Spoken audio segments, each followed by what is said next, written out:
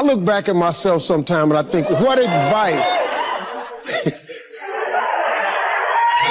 what would I tell that young guy in college who was on the verge of flunking out of that very same college? What would I tell myself? Well, I'd tell myself about forgiveness. I'd remind myself, I would teach myself to forgive a lot quicker, including myself. I held myself to my own pain for a long time because I kept rehashing those failures over and over and over again. And in rehashing those failures, it prevented me from moving forward. So I would tell that 20-year-old guy back then, be a little bit more forgiving of yourself and a whole lot more forgiving of other people's. To remember that Lord's Prayer that your mama taught you. Forgive us our trespasses as we forgive those who trespass against us. It would have made my way a lot easier. I would also tell myself to slow down a little bit. Don't go so fast. What you rushing for? Life is coming. I think this idea of loving yourself as a cultural obsession has no basis in reality. Here's the challenge. When you're born, what do you got to do to be loved? Nothing. Because your mother's on drugs, natural drugs, oxytocin. So you look like a lizard and she thinks you're beautiful, right? You know, you're fat, you shit all over, you throw up and you're still beautiful, right? For a while, you're unconditionally loved. And thank God we wouldn't have survived otherwise. You know, I love women so much. I have so much respect for women, even more so going through birth again. No man will ever fully appreciate what a woman does or what a baby demands of a mother if you're breastfeeding and the energy and the no sleep. I mean, it's amazing what women do in our lives. But the point is, in the beginning, you gotta do nothing. And then the oxytocin wears off, and suddenly you do the same scream or yell, throw your food, and now you get yelled at or hit, or the worst one of all, you get ignored. And then fear enters your body. And then the rest of your life, you're looking for, how can I get this unconditional love? And I remember in the beginning asking myself, because I studied all animals and with the level of dependency they have. And you know, human beings have the longest period of dependency for survival of any creature other than other primates. Whales will be dependent for a year, birds for a few weeks, and boom, get your ass out there and fly, you know? It's a different world. We have this long dependency. It's just the nature of how we are.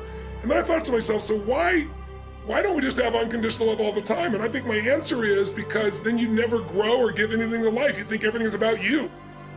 And unfortunately, there are a large population of kids that were raised in a generation of parents that were helicopter parents that thought everything should be about the child, and they wonder why they're selfish today. Or why they, don't seem to have great relationships where you got to be with somebody else, you got to put somebody else ahead of you. That's what love is. Love is putting somebody else ahead of yourself. Loving yourself usually comes for most human beings by starting to have a value and just appreciating people, not because of what they do, not because of what they have, just because you feel their essence.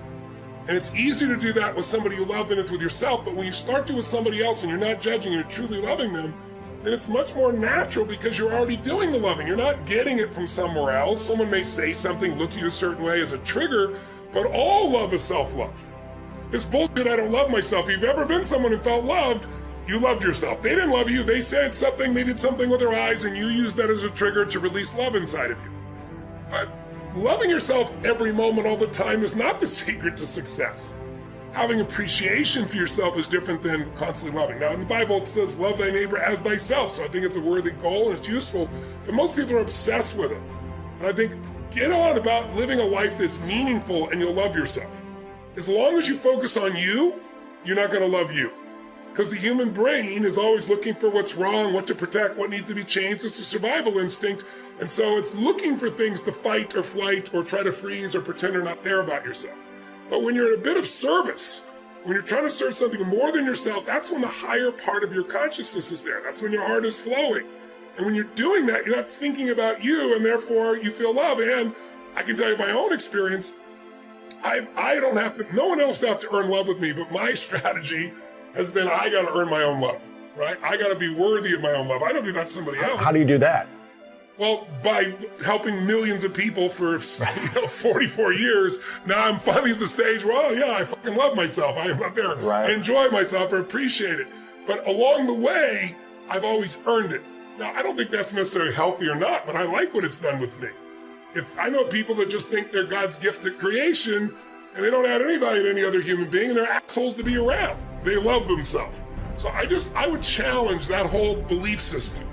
I'd say it's appreciating yourself It's loving the people around you. And the more you can unconditionally love others, the more you'll unconditionally love yourself. But trying to start with yourself when you're not doing with others, forget it. It'll never happen. One of my favorite protocols is the daily nature walk. I love walking in the woods. I often listen to audiobooks in the woods. I call it reading while walking. Reading while walking. So I go to this place. It's sort of my creative forest. There's not a lot of people in there, and I walk for 1 hour. I breathe in the air. I look at the lush scenery. I listen to a different audiobook. It's almost like a walking meditation as well. Sometimes I don't listen to an audiobook, and I just walk, and I touch the earth. It's almost like I'm thanking the earth, connecting with the soil. Yes, I'm wearing shoes. I don't want to get too esoteric here, but there is a lot of really good research saying if you want to boost your immune system, you want to boost your happiness, you want to release serotonin and dopamine, you want to release the fear hormone called cortisol, walk in nature.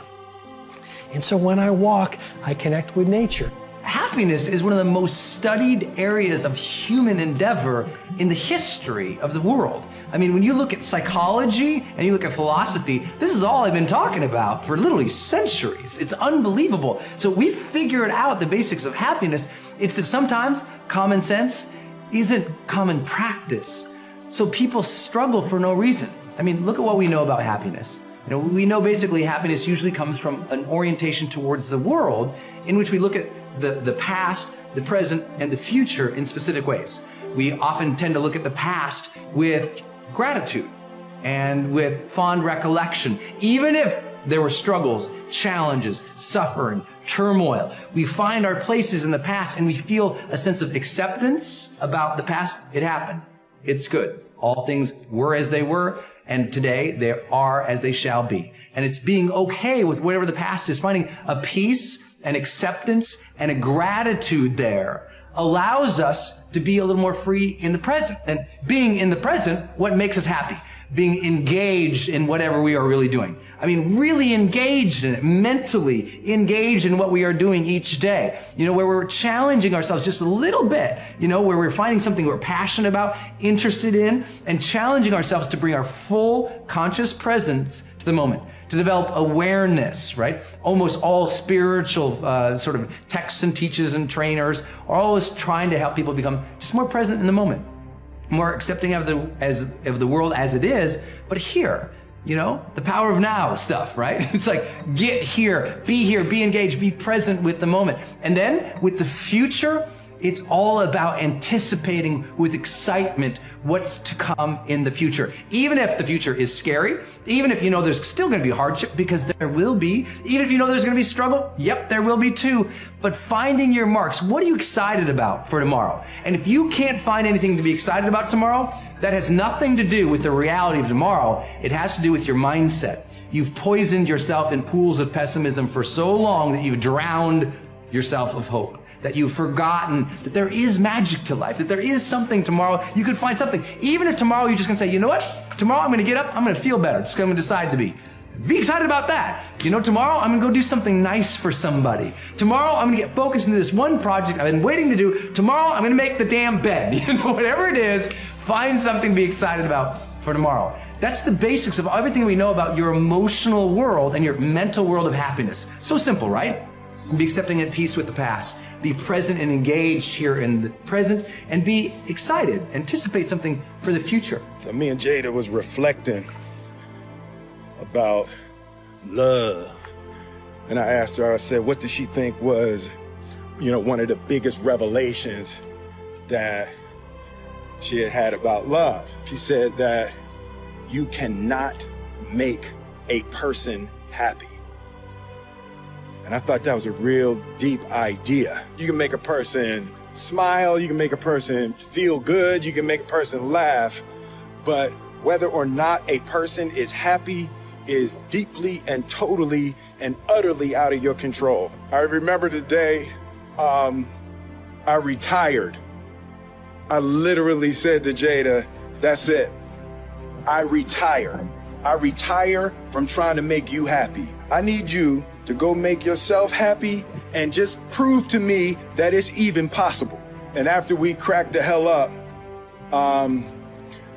we started talking about, we came into this false romantic concept that somehow when we got married that we would become one. And what we realized is that we were two completely separate people on two completely separate individual journeys, and that we were choosing to walk our separate journeys together. But her happiness was her responsibility, and my happiness was my responsibility. And we decided that we were going to find our individual, internal, private, separate joy.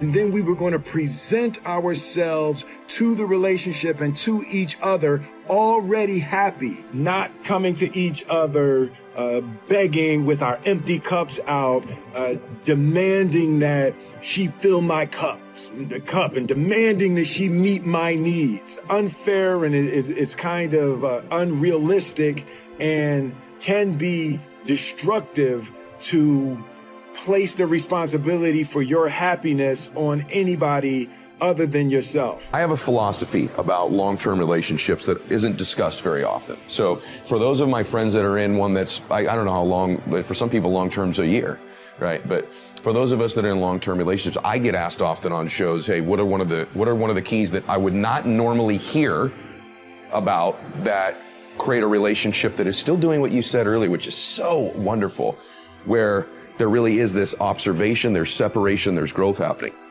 And so there's all these things they say in the long term. Be honest with one another, be trustworthy, make sure you're communicating. One of the things that I find with my friends and I who have had long-term, really good relationships is physical intimacy still.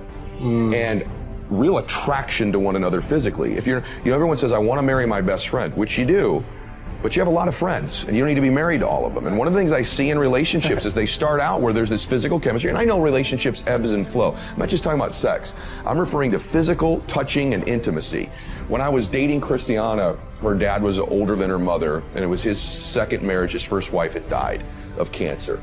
And oftentimes in second marriages, I see people kind of know the second time around, maybe the mistakes they made the first time. In his case, his wife had actually passed away. When I would date her, I would often pick her up. And when you'd walk up to their home, their front door, and I'd knock to come get her, you could see into their living room. And my family didn't have this. My parents have their own dynamic. But I would go to the front door, and more times than not, Matthew, more times than not every time, on a Saturday night I'd come to pick up my girlfriend for a date, I could look into the living room and the TV would be off. I get emotional because he's passed away, but they'd be slow dancing. Wow. And at an advanced age. Wow. They just slow dance in the living room together. Now, I don't know if that led to more than that in the bedroom afterwards, but they had real physical intimacy. They weren't just friends. They were lovers in every sense. Physical lovers. That doesn't always necessarily mean, but people ask me, what's one of the keys to a relationship? Physical intimacy. It's a box you better be checking. There's got to be that touching and that physical attraction to have a passionate relationship. And I reached a point senior year when my adjustment felt like me. I had actually convinced myself that I was this person and she me. Pretty, talented, but not stuck up. A girl who laughed a lot at every stupid thing every boy said, and who lowered her eyes at the right moment and deferred, who learned to defer when the boys took over the conversation. I really remember this so clearly. And I could tell it was working. I was much less annoying to the guys than I had been. They liked me better, and I liked that. This was conscious, but it was at the same time motivated and fully felt. This was real acting. I got to Vassar, which 43 years ago was a single-sex institution, like all the colleges in what they called the Seven Sisters, the female Ivy League. And I made some very quick but lifelong and challenging friends. And with their help, outside of any competition for boys, my brain woke up.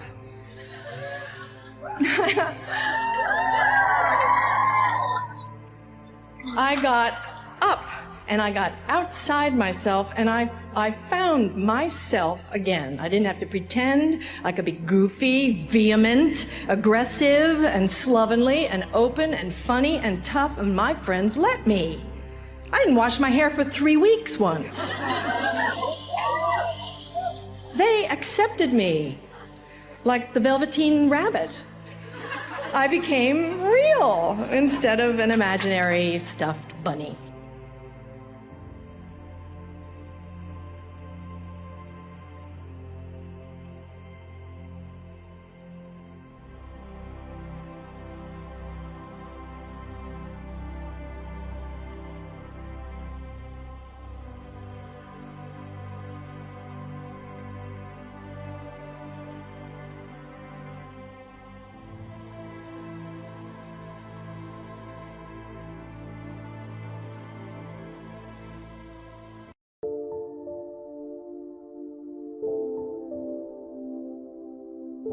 There's a Bible phrase that says, everyone, especially lazy people, should study ants. Ants are unique. Consider this. First, an ant will never quit. If he is headed somewhere, and you put your hand in his way, he will try to climb over, climb under, climb around. He keeps trying. If you let him go on his way, away he goes. And if you put something in his way again, he will try again to go over, under, around. And guess how long an ant will try? Answer, until he dies. So, an ant will never quit. What a philosophy. Next part of the ant philosophy. Guess what an ant has in the back of his mind all summer? Answer, winter. Ants prepare for winter all summer. How very bright. Now, some adults aren't that smart. They think summer all summer. That philosophy we call fatal. Now, here's another piece of ant philosophy. Question, how much will an ant gather in the summer to prepare for the winter? Answer, all he possibly can. That's it, the secret to the higher life, doing all you possibly can. That is the great life quest,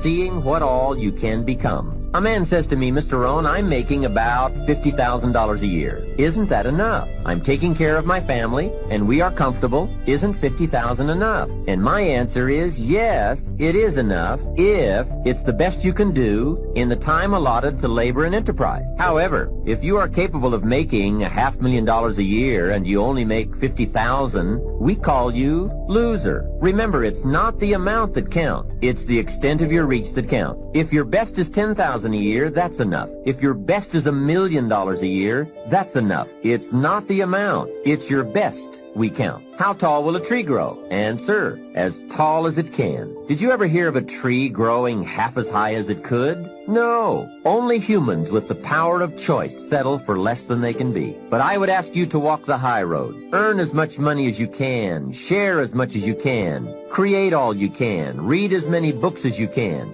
See as many places as you can. Become as skillful as you can. It's your birthright. Now, part of the learning to live on 70% falls under another fundamental, which we will cover in another session in this cassette program, that talks about lifestyle. How to get joy from your 70%. And that's what life is all about. Doing the things that bring us satisfaction and joy. But before we move on to this subject, let me add a few closing notes on the subject of a good financial plan. I've come up with the major role of grandparents in this country. Here it is. The major role of grandparents in this country should be to teach their grandchildren how to be wealthy, cultured, and happy, just like me. Grandparents should not have to say, I've worked all my life, now I need help. They should be able to say, I've worked all my life, now I can help. If you are not financially independent by age 40 to 50, it doesn't mean you live in the wrong country. It doesn't mean you live in the wrong community. It doesn't mean you live at a wrong time.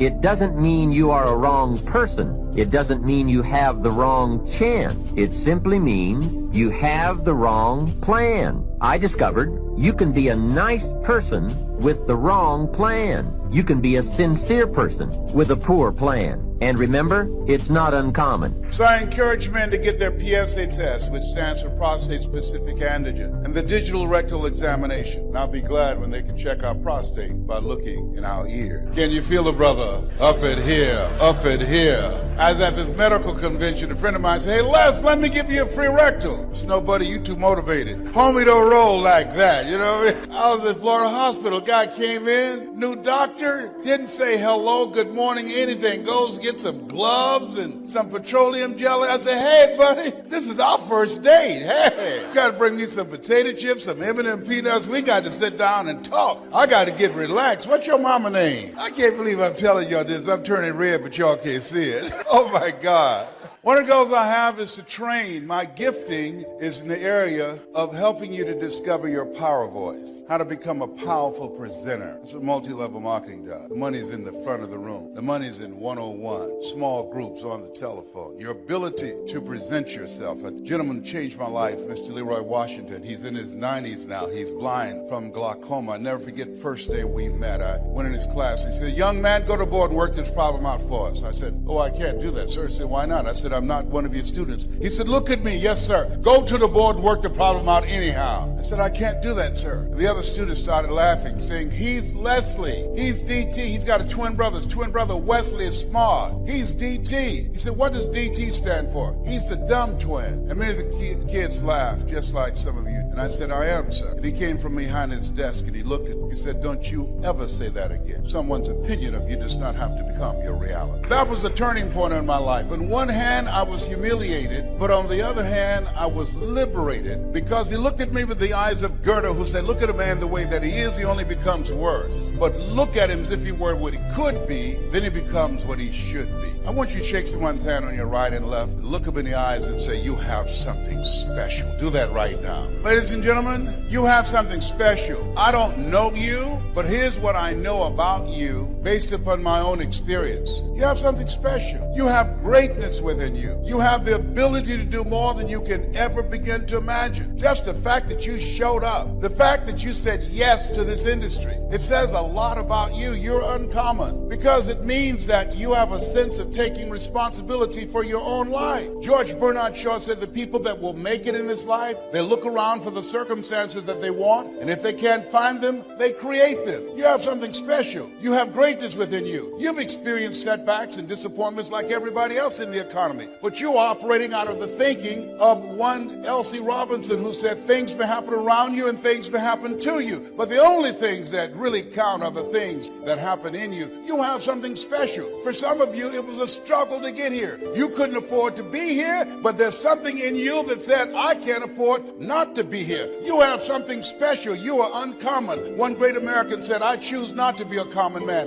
It's my right to be uncommon if I can. I seek opportunity, not security. I don't wish to be a kept citizen, humbled and dulled by having the state look after me. I want to take the calculated risk, to dream and to build, to fail and to succeed. I refuse to live from hand to mouth. I prefer the challenges of life to the guaranteed existence, the thrill of fulfillment to the still calm of utopia. I will never cower before any master, nor bend to any threat. It's my heritage to stand erect, proud and unafraid, to face the world boldly and say, this I have done. That's what it means to be a part of multi-level marketing, an uncommon desire to live your dream and control your destiny. It's not just that you say to repent, it's to say what I did was wrong and I'm sorry. But shame goes beyond repentance. It says, because of what I did, I am worthless. And the truth of the matter is, behind all of our clapping and skipping and jumping, there's not a person in this room that doesn't from time to time wrestle with shame. Oh, it's easy to talk about when you talk about dead people. Dead people, we can forgive their shame. We don't have any trouble with David and Peter and Nehemiah and all of those people, because they dead. But when they are living, they're destroyed. And when they are you, sometimes self-punish is the worst sentence any judge could execute on. The way you see yourself, that's shame. It ends relationships, because if anybody comes along and tries to love you, you won't let them love you because you don't love yourself. If anybody tries to receive you, you push them away because you don't understand why anybody would want somebody who is worth it. And so you self-sabotage promotions on jobs and careers and relationships and even family life. Because even though they don't even know you think you're worth. They think you're an amazing woman, you think you're a slut, a tramp. Some woman looks at you and said, he's a great man, he's a good man, and you think I'm worth because I failed.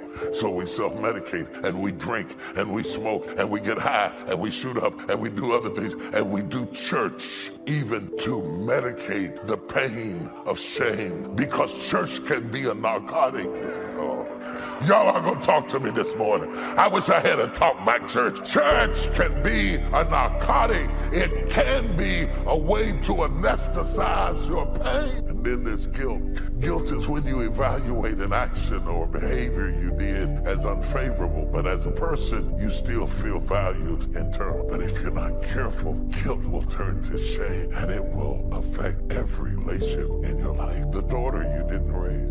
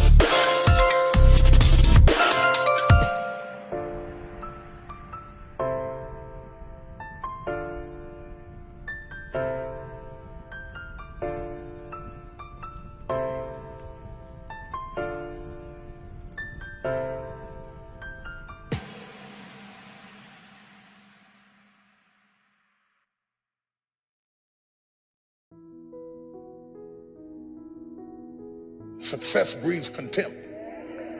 You'll know you're winning when they start hating you. See, many people, they think that when they face resistance, that somehow now that God has left them. Because if you're not facing resistance, maybe it's an indication that you're going in the same direction as your enemy. If nobody's hating you over it, it's not big enough. You'll know it's big enough when they start hating you for it. And nothing you do satisfies them. And nothing you do calms them down. That's a sign that you're getting ready to get in a net-breaking blessing. Think of it like this. For every peace stealer you allow in your life, you are 20% more likely to live stressed, to have a crisis. I'm asking you to find happy friends. I'm not saying you have to cut people off, never speak to them again. I am saying you should put up some boundaries. You don't have to make a big announcement. Just little by little, spend less and less time with that person. If you don't get the wrong people out of your life, you'll never meet the right ones. You got to look for the good. You don't have to look for bad in life, but you have to look for the good. Well, my friend really disappointed me, but at least I learned to put my hope in God more than in people. Get yourself situated. Pick the right location to live in. Get your marriage ready, because God's going to bless you until the devil leaves you. The people who are closest to you need to be stable, happy, responsible people that move you toward your destiny. Like iron sharpens iron, you make each other better. Who do you have in your life? What are you giving your time and energy to? Trying to keep someone happy? Feeling guilty because you can't meet their demands? That's going to wear you out. It's time to make a change. You can't please everyone. You got to surround yourself with people who have talents and skills, not just people who love you. I'm glad you love me, but loving me won't bring these fish in. I want to know, can you carry some weight? I'm talking about somebody who can carry the weight when the net is about to break. You are carrying so much weight and so much responsibility that you are at the breaking point. And you can't even tell anybody that you're at the breaking point because you have a Superman complex and you're trying to be there for everybody. But the reality is the weight of what you're doing is breaking your neck. Do you define yourself by your emotions? Do you define yourself by your status? Do you define yourself by your lowest point? Do you define yourself by your highest achievement? All of that is dangerous.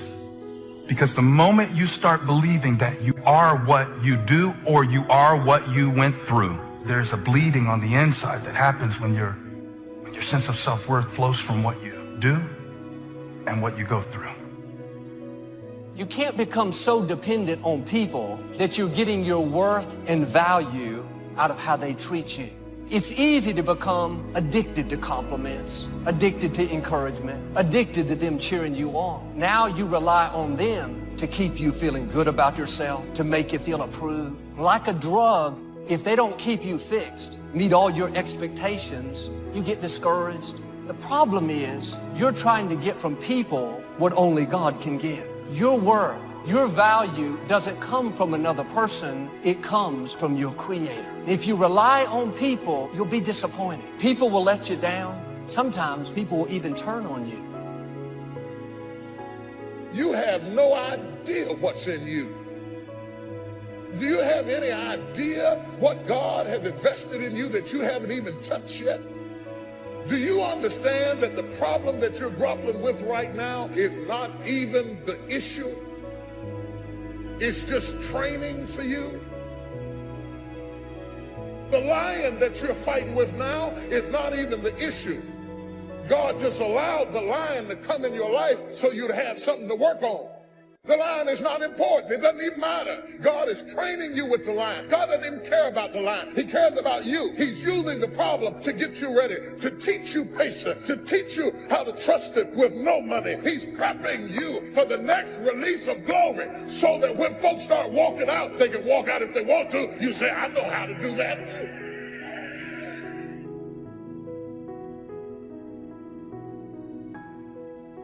There's so much we're learning right now. We may not know we've learned it until way on the other side of it. You don't really realize life lessons until later. You know that, right? It's later that you say, oh, it was good for me that I was afflicted. Oh, it's good for me that they told me no. And it's later that we see the lessons. A lot of times it's later that we see the lessons. Why don't you let the people in your life off the hook? Maybe they did the best they could. They may have made decisions that you don't understand. Feels like it puts you at a disadvantage, but you didn't have to walk in their shoes. Bottom line, nobody owes you anything. God is keeping all the records. He has seen everything that's happened in your life. The injustice, the person that did you wrong, those people cannot pay you back. They cannot make you whole. Only God can. The lesson of letting go is not only that external events cause us to let go. The way God changes us is transformation from the inside out. Isn't that really relevant while you're stuck inside? That's the way God changes things? Quit trying to get somebody to apologize, to admit they were wrong, to give you what they don't have. If you'll go to God, He'll bring you out better.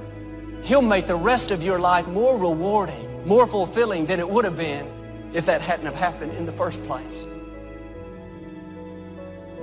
You gotta grow. You gotta expand. You gotta know that you're here for a purpose. There are no mistakes. There is a meaning. Even if you haven't found it yet, you must discover it. And you know what? For most people, they don't discover the meaning of their life until their life is over, or until somebody very close to them that they love is about to leave them. You don't have to wait for the pain to discover the meaning. It first starts with decision on your part. And may I add, well, you should decide. Why let worry continue to take money out of your pocket and bank account? Why let worry any longer keep you from becoming all you can be? Why let it rob you of better friendships, better family relations, better profits, better results? It's a burden you can get rid of. Why not be rid of those sinking, nagging feelings that all is not going to be well, that you can't do it, that it won't work out for the best? Worry is undue concern that takes up too much of your mental and emotional time.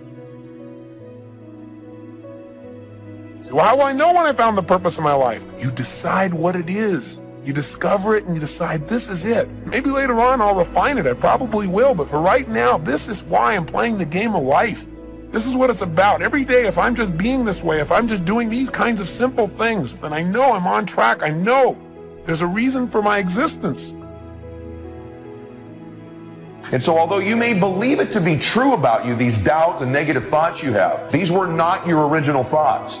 That's a powerful thing to understand, because you weren't born this way. You weren't born doubting. You were born perfect. You were born believing you were going to do something great. You were born believing you were going to do something special with your life. As a baby, I promise you, you had no negative self-talk. You had no negative self-doubt. These are external sources. They're somebody else's thoughts they gave you because of how they felt about themselves.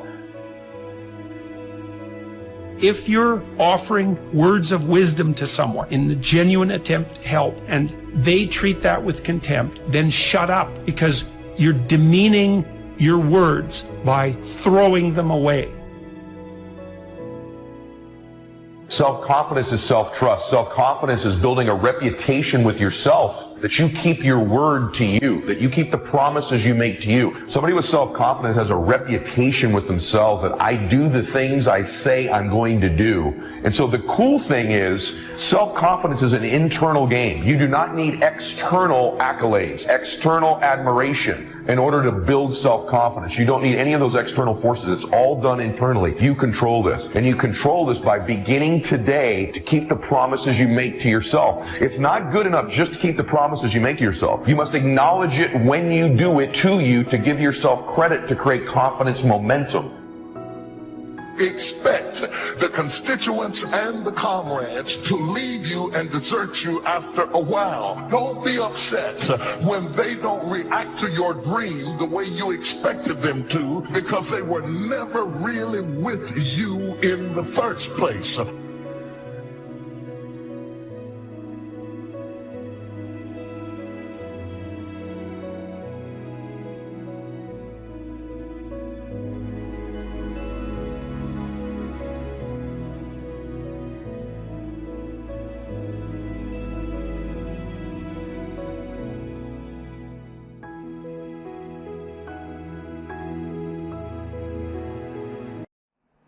Your view of the world depends upon how much you respect and love yourself. When you trust in yourself, you're trusting in the same wisdom that created you. When you fail to love yourself, you're denying your own divinity, and therefore attracting the exact opposite of what this source is. This is a source of love and great respect, and it doesn't create anything that it doesn't have a loving feeling towards.